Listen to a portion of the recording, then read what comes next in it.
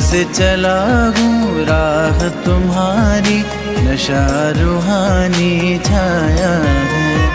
जब से चला हूँ राह तुम्हारी, नशा रूहानी छाया है। होता है महसूस के सिर पर हर पल आपका साया है, हर पल आपका साया है। जब से चला हूँ राह तुम्हारी, नशा रूहानी छाया है।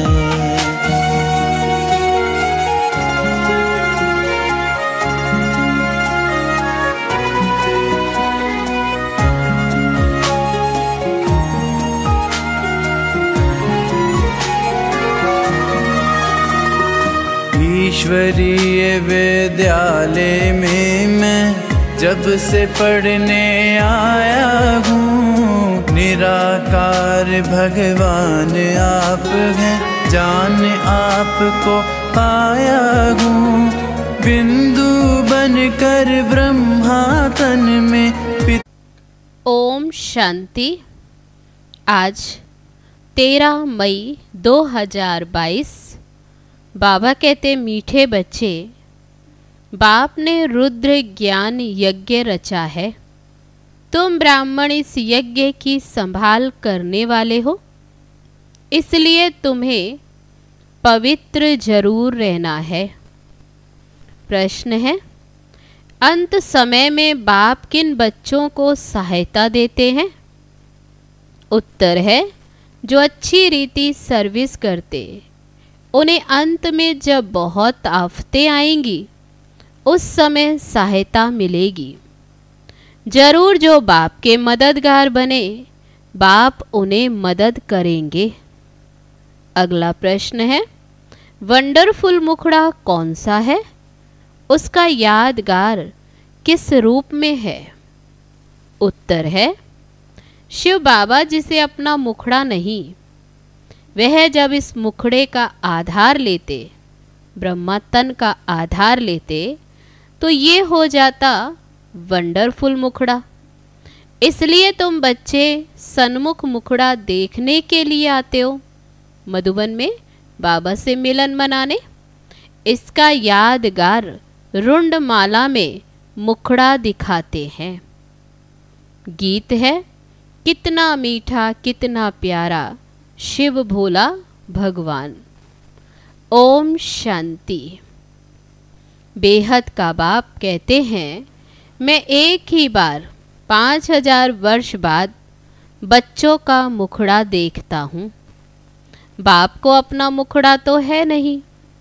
शिव बाबा भी पुराने शरीर का लोन लेते, तो तुम बाप दादा दोनों का मुखड़ा देखते हो।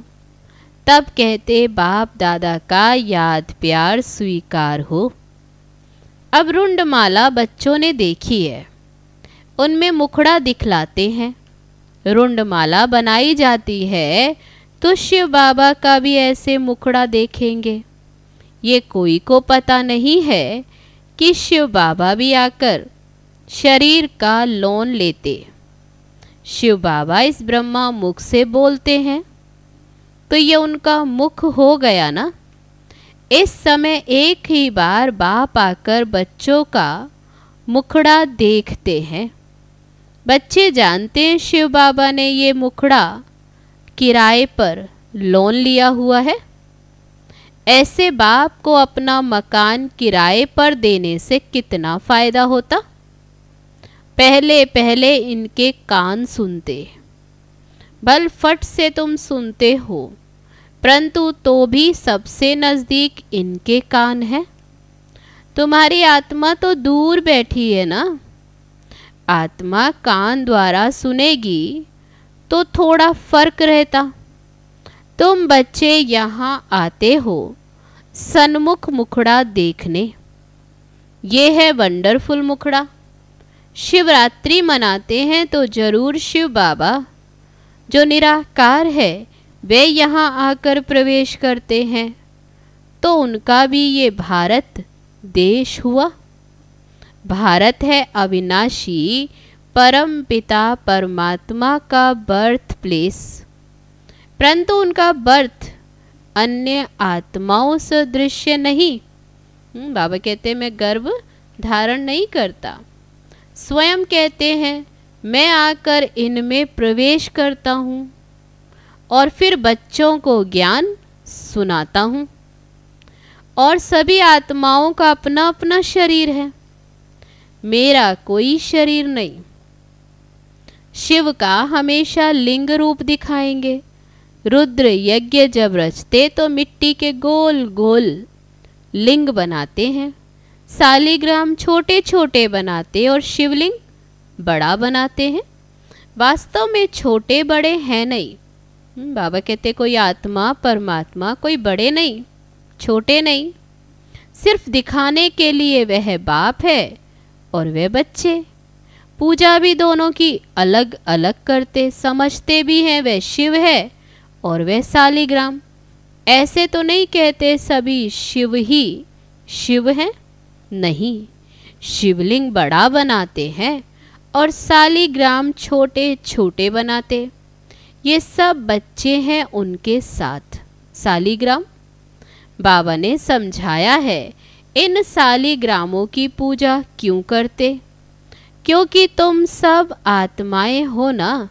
तुम इस शरीर के साथ अभी भारत को श्रेष्ठाचारी बना रहे हो, अभी सेवा करते हो, शिव बाबा की श्रीमत सालिग्राम ले रहे हैं। ये भी ज्ञान यज्ञ रचा हुआ है रुद्र शिव बाबा का।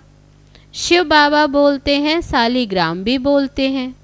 ये अमर कथा है, सत्यनारायण की कथा है। मनुष्यों को नर से नारायण बनाते, सबसे ऊंच पूजा उनकी हुई ना।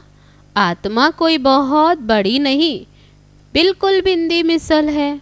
उनमें कितनी नॉलेज है, कितना पार्ट भरा हुआ है। इतनी छोटी सी आत्मा कहती मैं शरीर में प्रवेश कर पार्ट बजाता हूँ। शरीर कितना बड़ा है, शरीर में आत्मा प्रवेश होने से छोटेपन से ही पार्ट बजाने लग पड़ती। अनादि अविनाशी पार्ट मिला हुआ है। शरीर तो जड़ है, उनमें जब चैतन्य आत्मा प्रवेश करती, उनके बाद गर्भ में सजाएं खाने लगती। सजाएं भी कैसे खाते, भिन्न भिन्न शरीर धारण कर। जिस जिसको जिस रूप से दुख दिया है तो वह साक्षात्कार करते जाते, दंड मिलता जाता, त्राही त्राही करते।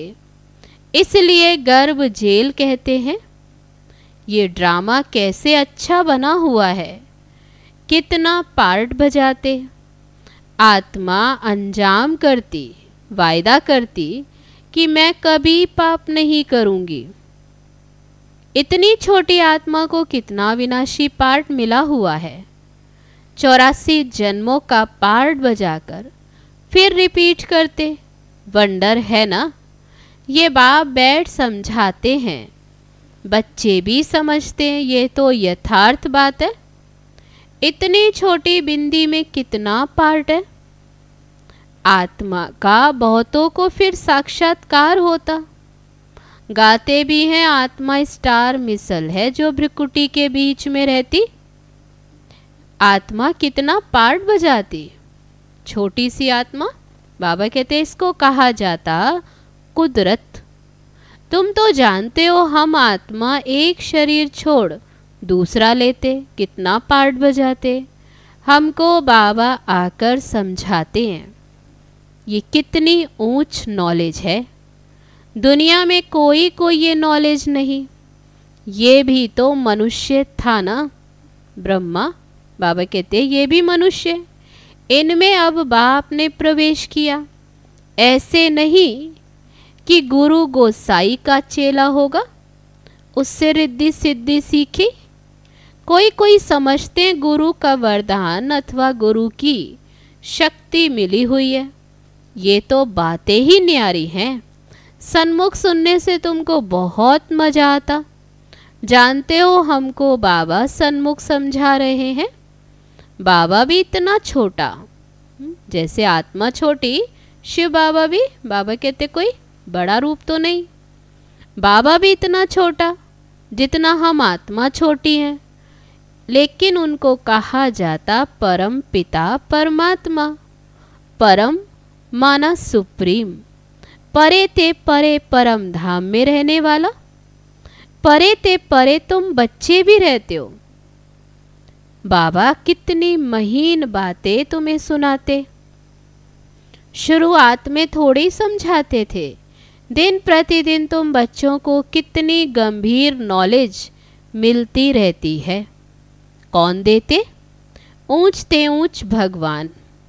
वे आकर कहते हैं, बच्चे आत्मा कैसे आर्गन्स द्वारा बात करती, कहते भी हैं वो भ्रिकुटी के बीच चमकती है। अजब सितारा, परंतु सिर्फ कहने मात्र।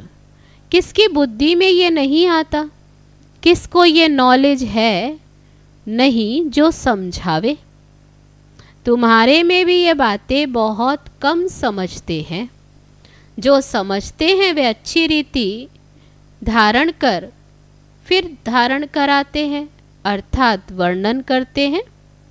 परम पिता परमात्मा कहते हो तो पिता से जरूर वर्षा मिलना चाहिए ना, स्वर्ग के मालिक होने चाहिए। उन्हों को जरूर बाप से स्वर्ग का वर्षा मिला होगा। कहाँ वर्षा दिया? क्या सतयुग में दिया? जरूर पास्ट के कर्म है। अभी तुम कर्मों की थ्योरी को समझते हो। तुमको बाबा ऐसे कर्म सिखलाते हैं अभी संगम युग पर, जिससे फिर तुम ऐसे बन सकते। जब तुम ब्रह्मा मुख वंशावली बने हो, तब शिव बाबा ब्रह्मा मुख से तुमको यह अभी नॉलेज सुनाते। कितना रात दिन का फर्क है, कितना घोर अंधियारा हो गया। कोई भी बाप को जानते ही नहीं जिससे रोशनी मिले। कहते हैं हम एक्टर्स पार्ट बजाने आए हैं इस कर्म क्षेत्र पर, परंतु हम कौन हैं, हमारा बाबा कौन है, ये कुछ भी पता नहीं। सृष्टि चक्र कैसे फिरता, कुछ भी नहीं जानते। गाया भी जाता अहिल्याएं कुब्जाएं गणिकाएं हैं जो उनको आकर पढ़ाते। प्रदर्शनी में भी बहुत बड़े बड़े आदमी आते, परंतु उनकी तकदीर में है नहीं। बाप तो है ही गरीब निवास। 100 में से मुश्किल कोई एक साहूकार निकलेगा। 100 भी ऊंच पद पाने का पुरुषार्थ तो कोई विरला ही करते। तुम हो गरीब। माताओं के पास बहुत पैसे आदि थोड़े ही रहते। कन्याओं के पास कहाँ से पैसे आए? वह तो माताएं फिर भी हाफ पार्टनर हैं। कन्या को तो कुछ भी मिलता नहीं, वह वहाँ चली जाती हैं तब हाफ पार्टनर बनती। वर्षा नहीं ले सकती, बच्चे तो फुल मालिक होते हैं। तो ऐसी कन्याओं को ही पहले पहले बाबा अपना बनाते।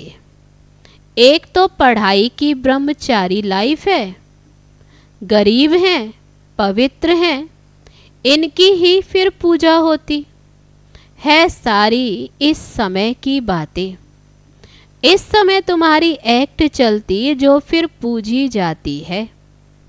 शिव जयंती बिगर कृष्ण जयंती हो न सके। तुम जानते हो शिव जयंती फिर कृष्ण की फिर राम की जयंती। शिव जयंती से जगत अम्बा जगत पिता का भी जन्म होता है, तो जरूर जगत का ही वर्षा मिलेगा। सारे जगत के तुम मालिक बनते हो। जगत माता है जगत की मालिक। जगत अम्बा का बहुत बड़ा मेला लगता है। ब्रह्मा को इतना नहीं पूजते, तो बाप माताओं को आगे रखते हैं। शिव शक्तियाँ माताओं को सबने ठोकरें मारी, खास पतियों ने। यह तो पतियों का भी पति शिव बाबा कन्याओं को समझाते हैं कि ये जगदम्बा की बच्चियाँ मास्टर जगदम्बा हुई ना, ये बच्चियाँ भी माँ जैसे कार्य कर रही हैं। मम्मा मिसल तुम भी त्रिकालदर्शी हो, मेल फीमेल दोनों है, प्रवृत्ति मार्ग है ना। मेजॉरिटी माताओं की है, नाम भी इन्हों का बाला है, ब्रह्मा का इतना नाम बाला नहीं। सार सिद्ध ब्राह्मण ब्रह्मा को पूजते हैं। दो प्रकार के ब्राह्मण होते हैं, सार सिद्ध और पुष्करणी। शास्त्र सुनाने वाले अलग होते हैं।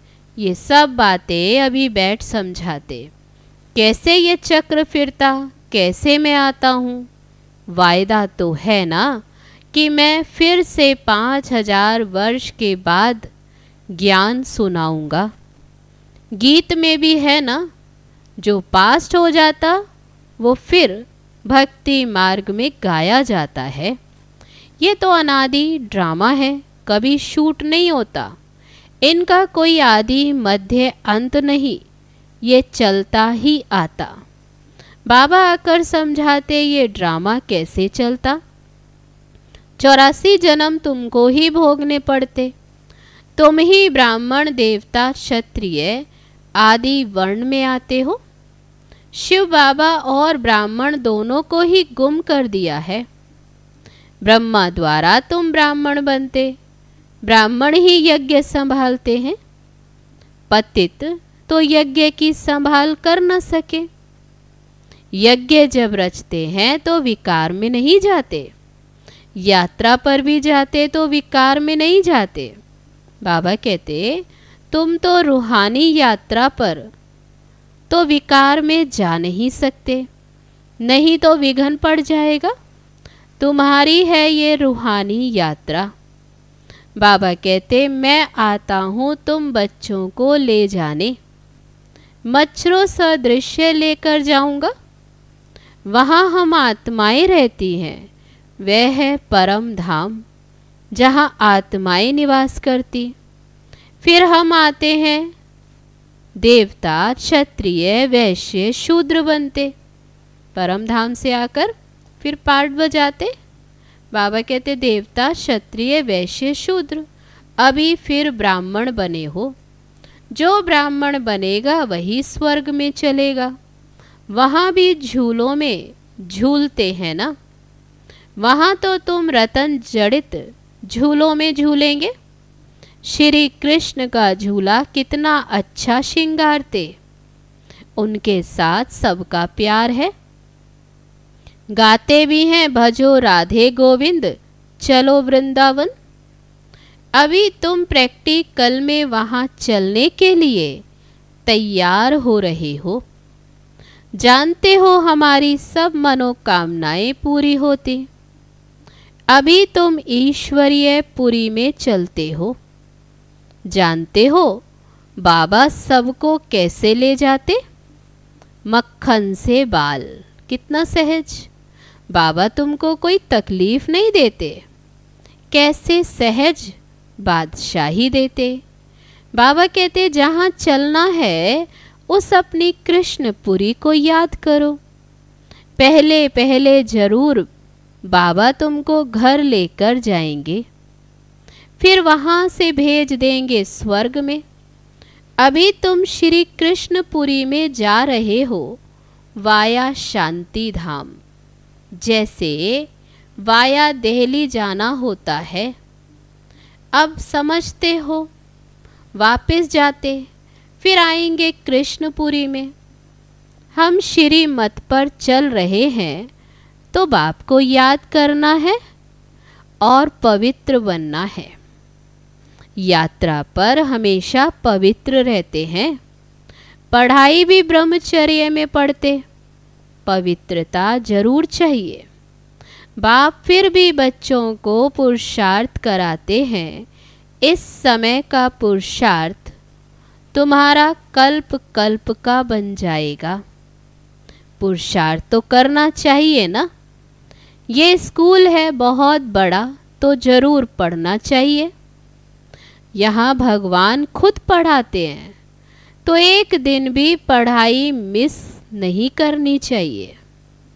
मोस्ट वैल्यूबल पढ़ाई है, ये बाबा कभी भी मिस नहीं करेगा।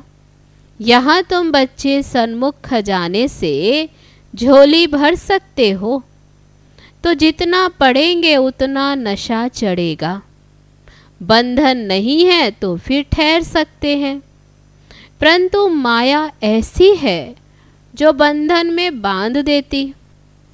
बहुत हैं जिनको छुट्टी भी मिलती है, बाबा कहते पूरा रिफ्रेश होकर जाओ। बाहर जाने से फिर वह नशा नहीं रहता। बहुतों को सिर्फ मुरली पढ़ने से भी नशा चढ़ जाता। बहुत आफतें आनी हैं। मदद उनको मिलेगी जो मददगार बनेंगे, अच्छी रीति सर्विस करेंगे, तो उनको अंत में सहायता भी तो मिलती है ना। बाबा कहते जो अभी बाबा के मददगार बनते तो अंत में उन्हें सहायता मिलती। अच्छा, मीठे मीठे सिकी लदे बच्चों प्रति माता पिता बाप दादा का याद प्यार और गुड मॉर्निंग। रूहानी बाप की रूहानी बच्चों को नमस्ते। हम रूहानी बच्चों की रूहानी बाप दादा को नमस्ते नमस्ते। ओम शांति। अब है धारणा के लिए मुख्य सार। पहली पॉइंट, पढ़ाई मोस्ट वैल्यूबल है। स्वयं भगवान पढ़ाते हैं, इसलिए एक दिन भी मिस नहीं करनी है। ज्ञान खजाने से रोज झोली भरनी है। दूसरी पॉइंट, ये पढ़ाई का समय है, यात्रा पर चल रहे हैं, रुद्र यज्ञ की संभाल करनी है, इसलिए पवित्र जरूर रहना है। किसी भी विकार के वश हो विघन नहीं डालना है। अब है आज का वरदान। भाग्य विधाता बाप द्वारा मिले हुए भाग्य को बांटने और बढ़ाने वाले खुश नसीब भव। सबसे बड़ी खुश नसीबी ये है जो भाग्य विधाता बाप ने हमें अपना बना लिया। दुनिया वाले तड़फते हैं कि भगवान की एक सेकंड भी नजर पड़ जाए, और आप सदा नैनों में समाये हुए हो। इसको कहा जाता खुश नसीब। भाग्य आपका वर्षा है। सारे कल्प में ऐसा भाग्य अभी ही मिलता है, तो भाग्य को बढ़ाते चलो। बढ़ाने का साधन है बांटना। जितना औरों को बांटेंगे अर्थात भाग्यवान बनाएंगे, उतना भाग्य बढ़ता जाएगा। अब है आज का स्लोगन। निर्विघ्न और एक रस स्थिति का अनुभव करना है तो एकाग्रता का अभ्यास बढ़ाओ। अच्छा, ओम शांति।